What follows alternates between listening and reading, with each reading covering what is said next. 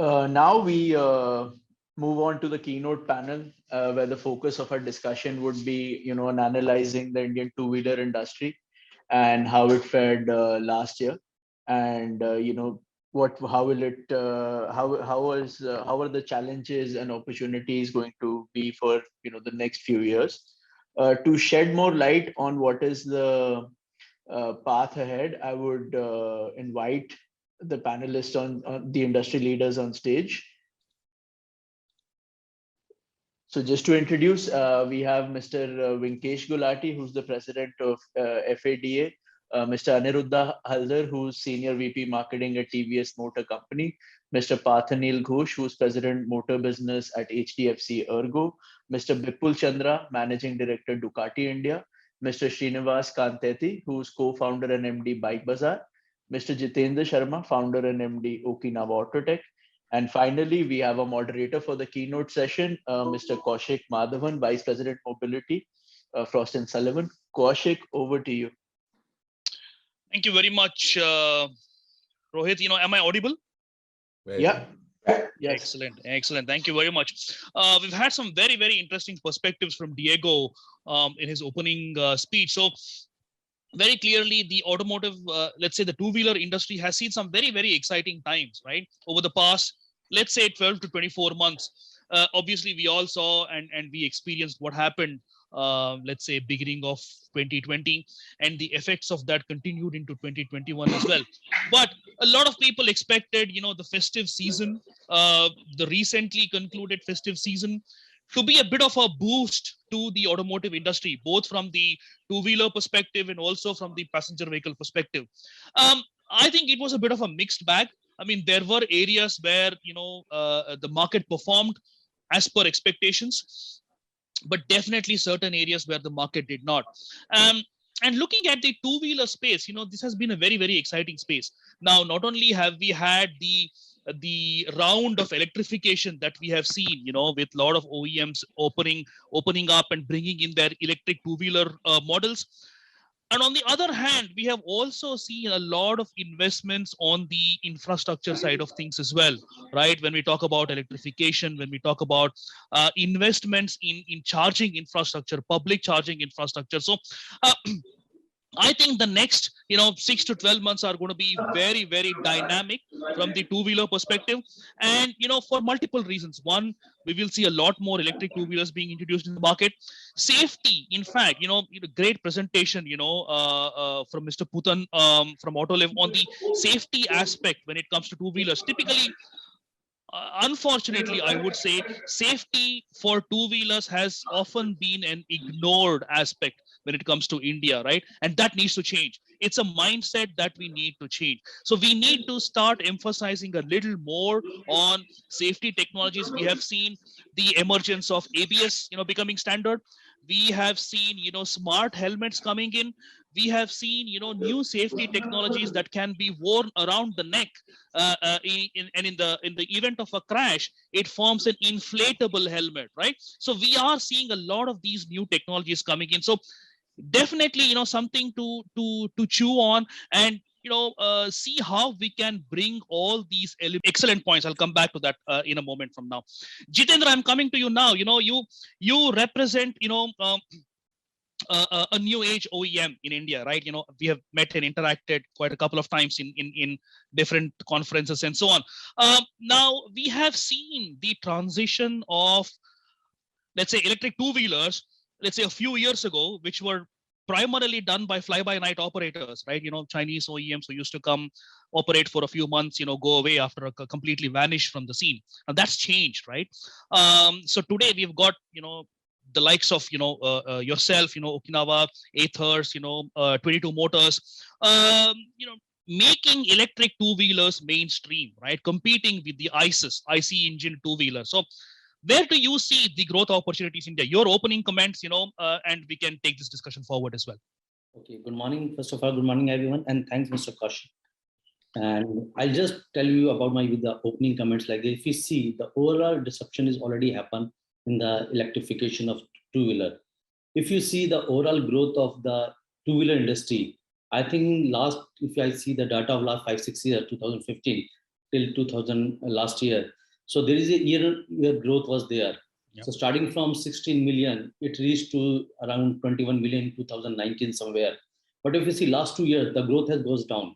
So if you see the year-on-year growth, it goes down to 18% to minus 13%. So last year it is somewhere around 15 or 16 odd million vehicles has sold of overall two-wheelers. But if you see the overall growth of the EV, when we started in 2015 and we launched our first product in 2017, that time the overall market of the EV altogether, whether it's slow speed vehicle, high speed vehicle, or maybe the some, you already mentioned that the people who come for 2-3 months just sell it from the import kit and they just vanish from the market.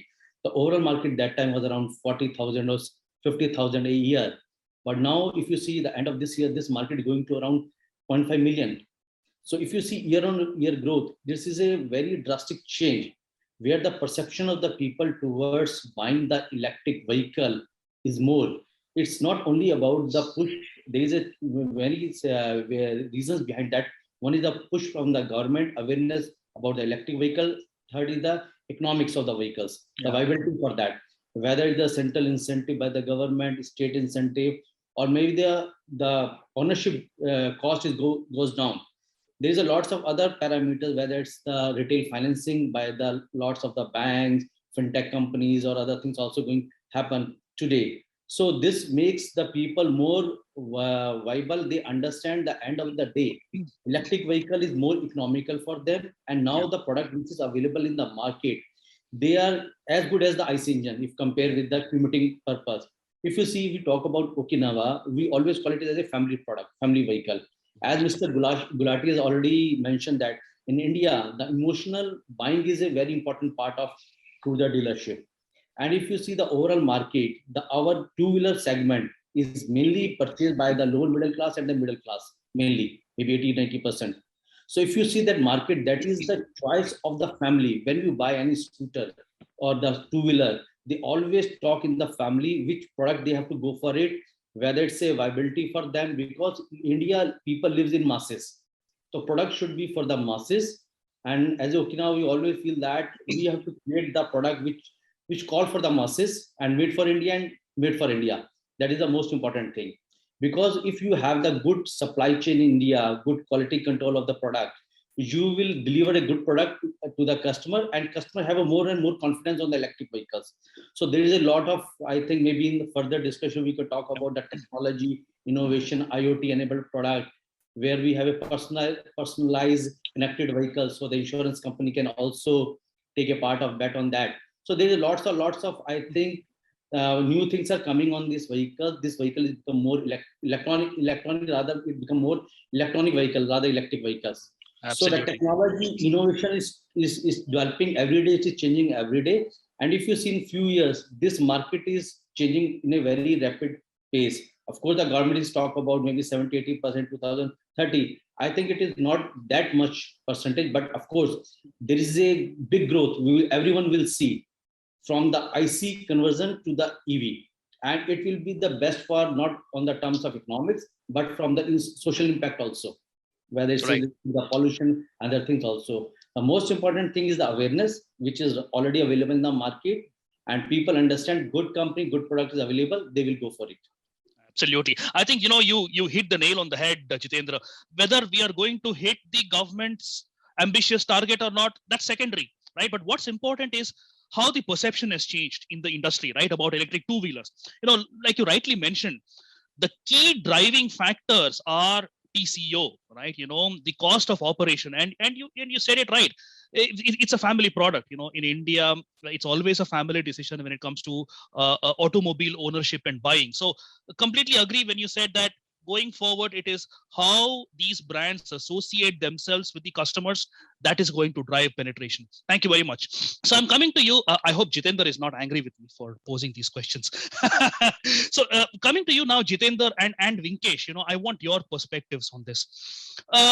We have seen in the recent news that, the new age OEMs, whether it is Ola or Teslas of the world, they are looking at a completely new model of direct to consumer, right? So their perspective is that, okay, they are questioning the need for a dealership business model, right?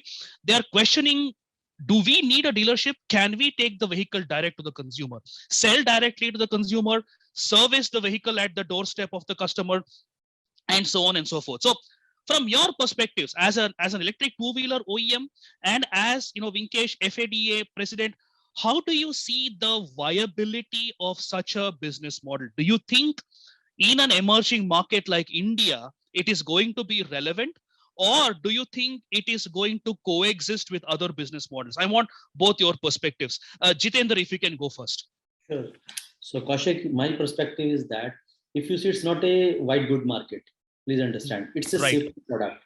When Correct. we talk about, as I already told, that when we buy the product, it's a family decision, because the family goes to the dealership, they first check, they do the test ride, they have to understand which product is suitable for us, for the family. Because in India, when we talk about the middle class, lower middle class, the buying capacity of those, they always think that whether the father can drive the vehicle, even the daughter can drive if she want to go to the tuition, college, or something like that. It is a product for the family. It is not for the individual person. It is not for the Correct. niche product where you want to. It is not a mobile actually, because where you use the mobile and after 6 months or 1 year, when the model changes, you can change it.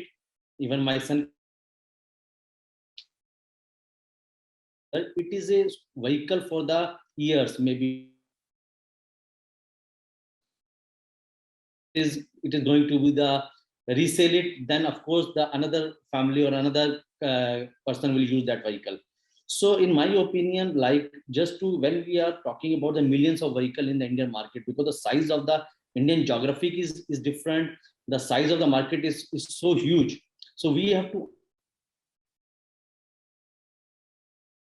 is not so easy, because it's not like this. You can say water purifier, you can go and give the service to that, because it's a safety product. End of the day, you have to understand there's lots of consumables are included in that. There's other parameter which needs to be adjusted at the dealership, that requires some equipments. So in that, in my opinion, I think the best thing is through dealership. It Right. will give the experience to the consumer to use it, to drive it, to feel it actually. Because the most important thing is, when we buy it, we have to feel it. Because sometimes people take it very personally. If I go to buy a two-wheeler, I will always consider at least I will take it for 5 years. I will not resell it. Okay. So it is not for the month, something like that. So best perspective is go through the dealership, understand the emotional buying, and the other perspective is always good for the automobile through dealership. Service, Right. if it is a service industry, understand, buy some, you can sell something, you can do some services of the goods, it is okay. But for the automobile especially, I think my perspective is dealership is the right way to do the business. Right. Thank you very much, Parthanil, for your perspectives. In the interest of time, maybe I'll add some summarizing comments and closing remarks. So, couple of points very, very clear from all the perspectives you've shared. One is the market is going to coexist with multiple players and multiple business options. I don't think it is going to be a situation of one hat fits all, or one size fits all. Every niche vehicle segment will have a set of customers, will have a set of business models that are relevant to it. That's number one.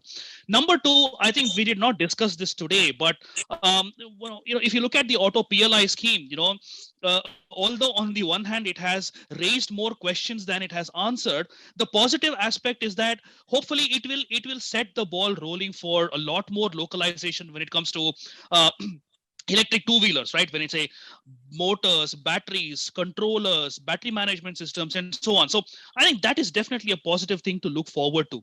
And additionally, as we go forward, there is a lot more transparency in the market. The customers are opening up to new ideas, in the form of, transitioning from ownership to ridership and usership. And that, I believe, is going to drive the market, especially with the younger generation who are a lot more interested in technology, digitization, telematics, for example. Again, telematics is something we did not discuss today in the interest of time, but something that has huge potential from the insurance angle as well, right? With pay as you use and ridership based technology. So with that, I'm going to conclude. Thank you very much, gentlemen, for your perspectives. It's wonderful to have a varied set of opinions and perspectives here, like we have it. So Rohit, maybe next time let's have a combination of OEMs, insurance companies, pre-owned vehicle companies, electric two-wheeler OEMs, so that we get multiple perspectives. Thank you very much once again, gentlemen. And Rohit, back to you. Thank you very Yeah, much. Kaushik, I Thank you. completely agree. We can have a round two, definitely, most definitely. And thank you all for joining in. And in the interest of time, I'm going to move on to some of the next sessions. So you gentlemen Thank can you, either everybody. choose to log off, or you can put your video on off and mute and listen into the next few sessions. Thank you so much, everybody, for joining. Thank you. Thank you. Thank you very much.